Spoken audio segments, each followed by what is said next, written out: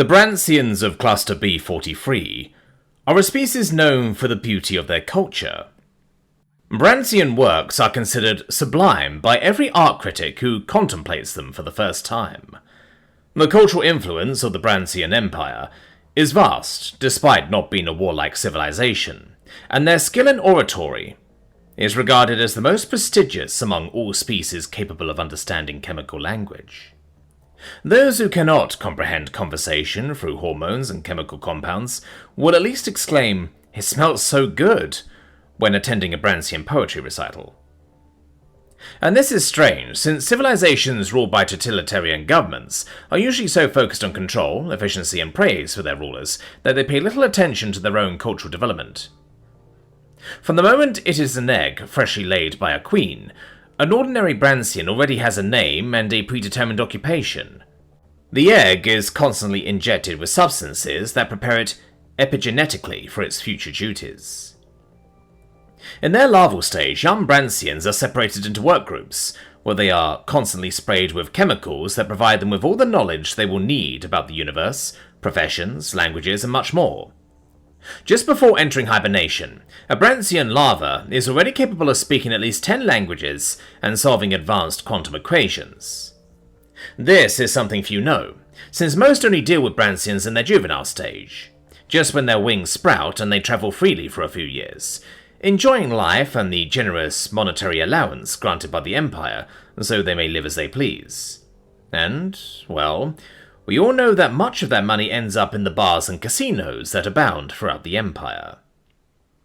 But after a few decades of carefree living, with their first skin molt, Bransians lose their wings and report for service in the positions for which they were born.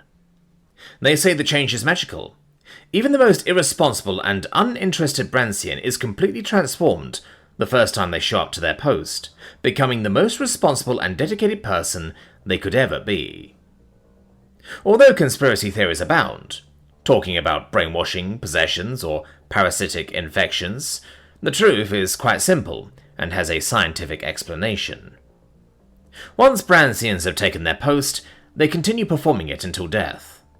It is an honor for them to die at their station, and upon facing the final molt, it is normal for them to release a fine dust that permeates the entire place, impossible to clean completely. Thus, when a Bransian arrives for the first time at their post, they encounter the scent of all those who held it before.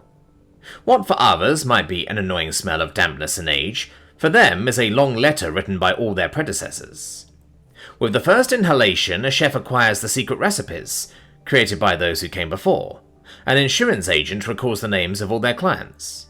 There is even the case of the security guards of a pizzeria who were brutally murdered during the night shift. The mystery was solved, thanks to the guards leaving aromatic notes for their successors before dying, until the last one managed to survive more than 7 nights and reveal the truth.